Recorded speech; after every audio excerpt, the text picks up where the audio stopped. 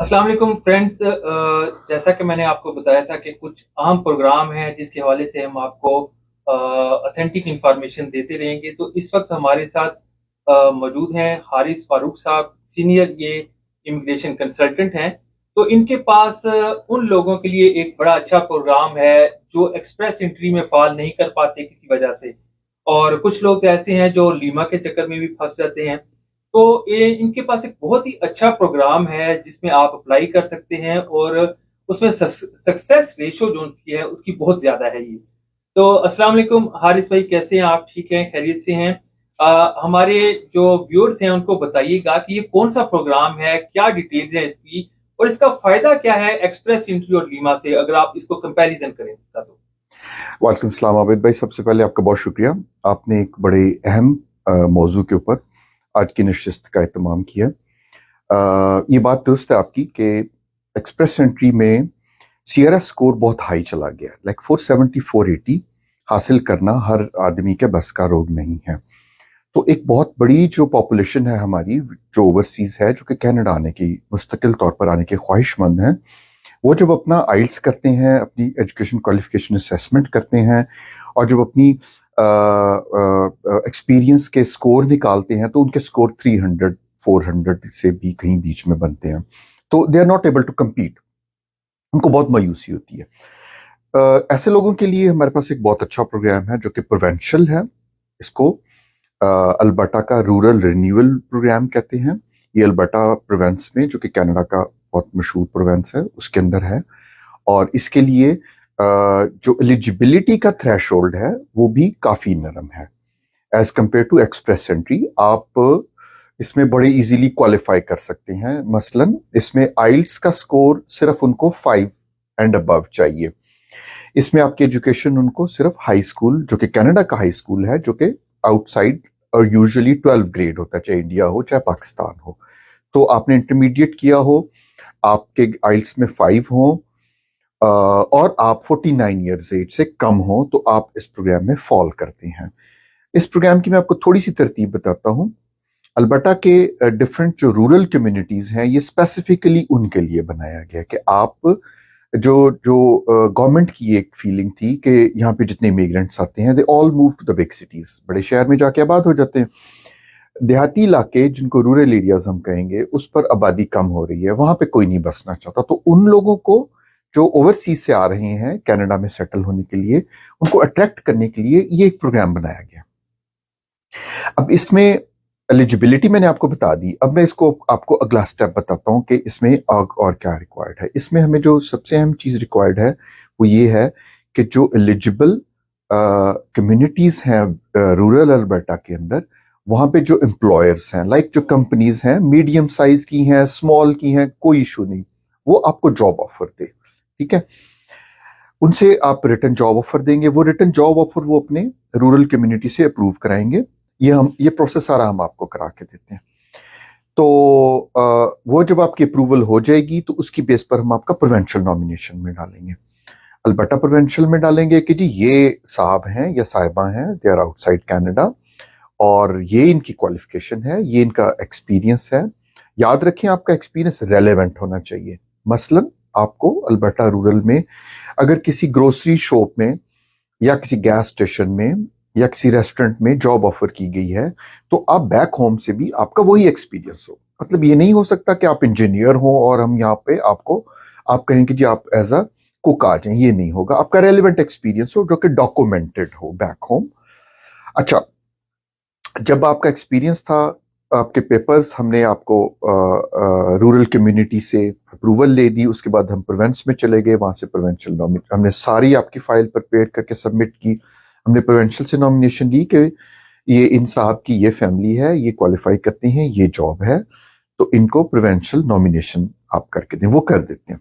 जब provincial nomination हमारे पास आ जाती है, आप सब लोग जानते हैं कि प्रोवेंशियल नॉमिनेशन के 600 सीआरएस स्कोर्स हैं। दूसरे लफ्जों में आप कहें कि नो क्वेश्चंस आस्क्ड। मैं आपको एक एग्जांपल देता हूं कि एक फैमिली है जिसमें के 6 अफराद हैं। हस्बैंड जो है, सिर्फ उनका आइल्स चाहिए होगा जो प्रिंसिपल एप्लीकेंट बने, या अगर वाइफ है, उनको हमने एक जो प्रिंसिपल एप्लीकेंट है, हमें सिर्फ उनका आइल्स चाहिए, हमें सिर्फ उनका एजुकेशन क्वालिफिकेशन असेसमेंट चाहिए, हमें सिर्फ उनका वर्क एक्सपीरियंस चाहिए। जो डिपेंडेंट हैं उनका हमें किसी का आइल्स नहीं चाहिए। डिपेंडेंट से मेरी मुराद है 22 साल से छोटी उम्र के जितने भी बच्चे हैं। At the time of filing the application अगर वो 22 से एक दिन भी छोटे हैं, दे आर एलिजिबल। 22 साल के हो गए, दे आर नॉट। 22 साल से ऊपर चले गए, ऑब्वियसली दे आर नॉट। तो वो मैं आपको एग्जांपल दे रहा था कि अगर 6 अफराद की वो फैमिली है, उसका हमने प्रोविंशियल नॉमिनेशन लिया, उसके बाद हम उसको फेडरल में डाल देंगे। जब फेडरल में डाल देंगे तो वो बहुत सिंपल होता है प्रोसेस। पीआर का प्रोसेस होता है वो, उसमें हम आपका आइट्स लगाया, हमने आपके दोबारा हमने वही वर्क एक्सपीरियंस लगाया। क्योंकि एक चीज इनमें रखें, परमानेंट रेजिडेंट देना ये फेडरल गवर्नमेंट का काम है। ये फेडरल गवर्नमेंट का सब्जेक्ट है, ये प्रोविंशियल गवर्नमेंट का सब्जेक्ट नहीं है। प्रोविंशियल गवर्नमेंट का इमिग्रेशन में क्या सब्जेक्ट होता है, दे कैन नॉमिनेट समबडी। अगर एक प्रोविंशियल गवर्नमेंट फील करती है कि भाई हम रूरल में लोग लाना चाहते हैं, या वो फील करते हैं कि हमारे पास किसी एक शोबे में शॉर्टेज है और उसके लिए हम उस स्किल के लोग लेना चाहते हैं, तो वो नॉमिनेट करने का हक रखते हैं। पीआर आपको फेडरल गवर्नमेंट ने देनी है। तो जैसे मैं अर्ज कर रहा था कि उसके बाद हमने आपकी फेडरल गवर्नमेंट में फाइल आपकी पूरी फैमिली की लगाई। उसमें फिर ये होगा कि आपकी सब फैमिली की पीआर होगी, और आप कनाडा में जब लैंड करेंगे तो दो चीजें आपके पास होंगी। आप एक तो परमानेंट रेजिडेंट होंगे, सेकेंडली आपके पास एक जॉब मौजूद होगी जो कि आप जाके ज्वाइन कर सकते हैं। जी प्लीज। अच्छा, इसमें ये बताइएगा टोटल प्रोसेस में टाइम कितना लग जाता है और सक्सेस रेशो कितनी है? जी आबिद भाई, आपने बड़ा अच्छा क्वेश्चन किया आपने, क्योंकि मेरे क्लाइंट्स भी मुझे यही पूछते हैं। देखिए, टाइम ड्यूरेशन की अगर हम बात करें ना, तो इसके 3 स्टेप्स हैं। सबसे पहले तो हमने रूरल कम्युनिटी में किया, उसमें 1.5-2 महीने लगेंगे। ठीक है, जॉब एडवर्टाइज हुई, उसमें आपका प्रोसेस किया, उन्होंने नॉमिनेट किया कि जी ठीक है मिस्टर XYZ को हम हायर करते हैं। 1.5-2 माह उस पर लग गए। तकरीबन 1.5-2 माह प्रोविंशियल गवर्नमेंट लेती है आपको नॉमिनेशन देने में। अब आप समझ लें कि आपके 4-5 महीने इसमें लग गए। आपके 7 या 6 महीने आपके फेडरल गवर्नमेंट लेने हैं, 8 महीने भी ले सकते हैं। We can not guarantee time. तो सॉरी, फेडरल गवर्नमेंट अपना टाइम लेगी, उसके बाद आपको पीआर दे देगी। अगर जो आबिद भाई ने एक बड़ी अच्छी शुरू में बात की थी कि इसको आप कैसे कंपेयर करते हैं LMIA से, देखें LMIA से इसको मैं अगर कंपेयर करूं तो LMIA एक टेम्परेरी वीजा है। LMIA क्या है? Labour market impact assessment. इसमें क्या होता है, एक बिजनेस है, उसने कुक रखना है, शेफ रखना है, हाईवे का ट्रक ड्राइवर रखना है, या जो भी उसने रखना है, उसको यहाँ पे लेबर नहीं मिली। वो लेबर के लिए एडवर्टाइजमेंट देता है, प्रोसेस करता है, वो लेबर आर्जी तौर पर लाता है। आप याद रखें, LMIA पे अगर आपका वीजा लगता भी है तो 2 साल का वर्क परमिट होता है। 2 साल के बाद आपका क्या फ्यूचर है, नोबडी नोज। ठीक है, क्या गवर्नमेंट की क्या पॉलिसी होती है, वो चेंज हो जाती है। आपकी क्या एज है, 2 साल के बाद आप एज के नंबर इतने ज्यादा लूज कर रहे हैं कि you are out of the race. ठीक है, आप आइल्स कर सकते हैं या नहीं कर सकते। देयर आर 101 क्वेश्चंस, इसको कहते हैं ना गैर यकीनी। LMIA के बाद आपको मुकम्मल गैर यकीनी है। फिर एम्प्लॉयर स्पेसिफिक है। अगर आपको किसी ने बतौर शेफ ले आए, आप अगर एक्चुअल में शेफ नहीं है, आप शेफ का काम नहीं कर सकते, फिर आप क्या करेंगे यहाँ पे? ठीक है, आप तो आके फंस गए ना। लेकिन अगर आपको हम रूरल रिन्यूअल स्कीम पर परमानेंट रेजिडेंस पर लाते हैं तो आप फ्री हैं। अच्छा, माजरत यहाँ पे बात काट रहा हूँ, इसमें अगर कोई बंदा इस प्रोग्राम में आ जाता है तो क्या वो लाजमी नहीं कि उसके ऊपर वो जॉब करे, या फिर वो इजी काम कर सकता है किसी और जगह पर? देखें, दोनों को मैं कंपेयर करूंगा। आपका जो क्वेश्चन था ना LMIA में आप क्लोज वर्क परमिट पर आए हैं, you are bound to work for the same employer for 2 years। PR में आप पीआर पर आए हैं, आपके पास जॉब है, आप जाके जॉब ज्वाइन करें, कुछ अरसा करें। अगर आप फील करते हैं कि मुझे इससे बेहतर जॉब मिलती है, कोई कानून नहीं आपको रोकता, क्योंकि आप परमानेंट रेजिडेंट हैं। आप वर्कर नहीं हैं, आप टेम्परेरी फॉरेन वर्कर नहीं है, आप परमानेंट रेजिडेंट हैं। You are free like anybody. देखिए, परमानेंट रेजिडेंट पे आपके कितने दोस्त साहबान आए होंगे, वो एक सिटी से दूसरे में मूव किए, एक से दूसरी जॉब में मूव किए, कोई बंदिश नहीं है। अगर आप कनाडा के सिटीजन हैं या कनाडा के परमानेंट रेजिडेंट हैं, तो you are covered by the charter of law. Freedom of charter of law है यहाँ का, जो कि आपको फ्रीडम ऑफ मूवमेंट देता है। You can live anywhere. हाँ, आपको इस प्रोविंस में रहना होगा। उसकी क्या रीजन है? आप प्रोविंशियल नॉमिनेशन पर आए हैं, आपने पीआर इस बेस पर ली है कि आपको एक प्रोविंस ने नॉमिनेट किया है, अगर आप इस प्रोविंस में आते ही नहीं हैं तो फिर ये इलीगल होगा आपके लिए। कितने अरसे तक इस प्रोविंस में रहना पड़ेगा अगर प्रोविंशियल करा लें? To be on a safe side, हम जो अपने क्लाइंट्स को ऑलवेज सजेस्ट करते हैं till the time you become a citizen, क्योंकि जब आप सिटीजन अप्लाई करते हैं तो उसमें आप एक एक दिन की डिटेल देते हैं कि मैं कहाँ कहाँ रुका। ठीक है, अच्छा, इसमें कौन कौन सी जॉब शामिल हैं? फॉर एग्जांपल कुछ इंजीनियर्स हैं, डॉक्टर्स हैं, आईटी स्पेशलिस्ट हैं, वो लेना चाहते हैं, क्या उनकी भी जॉब्स मिल जाती हैं एम्प्लॉयर्स के पास? अमित भाई देखें, अगर आप सिटीज की बात करें ना तो then sky is the limit, you have 100 of employers, you can find a job offer of any industry, any type, any kind. अच्छा, इसमें कोई एनओसी की नहीं है जी कि ये एनओसी सिर्फ यही अप्लाई कर सकते हैं, कोई भी जॉब इसमें ले सकते हैं? नहीं, मैं वही आपको बता रहा था ना कि आप सिटी में तो जॉब आपको डॉक्टर इंजीनियर की भी जॉब ऑफर मिल जाएगी, लेकिन रूरल एरियाज में लिमिटेड इंडस्ट्रीज हैं, लिमिटेड बिजनेसेस हैं, तो जो वहां पे बिजनेसेस मौजूद हैं वही आपको जॉब ऑफर देंगे।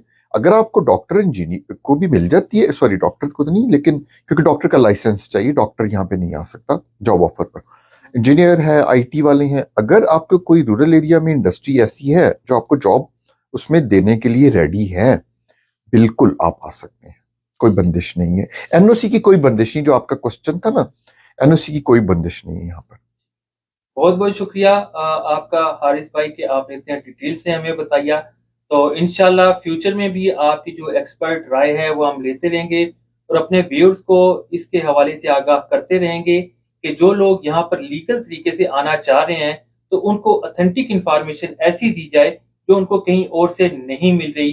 तो इंशाल्लाह आपका भी बहुत शुक्रिया और जो हमारे व्यूअर्स देख रहे हैं उनका भी बहुत बहुत शुक्रिया। हमारे इस प्रोग्राम को आगे लाइक कीजिएगा, शेयर कीजिए इसे आगे, ताकि दूसरे दोस्तों को भी इस प्रोग्राम के हवाले से इंफॉर्मेशन मिल सके और वो अपने फ्यूचर का जो फैसला है वो आसानी से कर सके। बहुत शुक्रिया, थैंक यू अबिद भाई। एक चीज मैं आखिर में ऐड करना चाहता हूँ, हम अपने सब व्यूअर्स को यही बताते हैं, अगर आप कनाडा आना चाहते हैं तो प्लीज लीगल तरीके अडॉप्ट करें, कोई लीगल मीन्स यूज ना करें। पहली बात, आप किसी लीगल प्रोफेशनल को हायर करें, people who are licensed by the Canadian government, जिनके पास यहाँ की एजुकेशन है, यहाँ की लाइसेंस है और गवर्नमेंट ऑफ कनाडा ने उनको अलाउ किया है कि वो प्रैक्टिस कर सके। Obviously there is a system through which we go through and we get the license. ये आपके लिए भी बेहतर है, आपके फ्यूचर के लिए भी बेहतर है, क्योंकि होता यह है कि हम वहां पे उल्टी सीधी एप्लीकेशन हमारी डाल दी जाती हैं, वो गवर्नमेंट ऑफ कनाडा के पास हमारा नेगेटिव एक चला जाता है, उसके बाद आप जो मर्जी करते रहें। आपने एक मर्तबा जो उसको डेटा दे दिया, गलत दे दिया, जैसा भी दे दिया किसी के कहने पर, जो बंदा ना क्वालिफाइड था, ना वो खुद कनाडा आया था, ना उसने कनाडा से एजुकेशन ली थी, ना ही उसको कैनेडियन इमिग्रेशन का कोई इल्म था, उसने आपको कहा कि ये झूठ बोल दो, ये सच लिख दो, इसको ये बता दो, आपका काम हो जाएगा। नहीं, प्लीज ये मत करें, वो रिकॉर्ड आपका हमेशा रहेगा, आपके आइंदा के लिए रास्ते बंद हो जाएंगे। तो अगर आप चाहते हैं कि आप लीगली आए, टेंशन फ्री होकर आए, ज़हनी सुकून के साथ आए और अपने आइंदा के लिए रास्ते बंद ना करें, तो मेरी आपके साथ ये बड़ी मुखलिसाना आपको मशवरा होगा कि आप प्लीज किसी लीगल कंसल्टेंट को हायर करें। बहुत शुक्रिया, अपना ख्याल रखिएगा।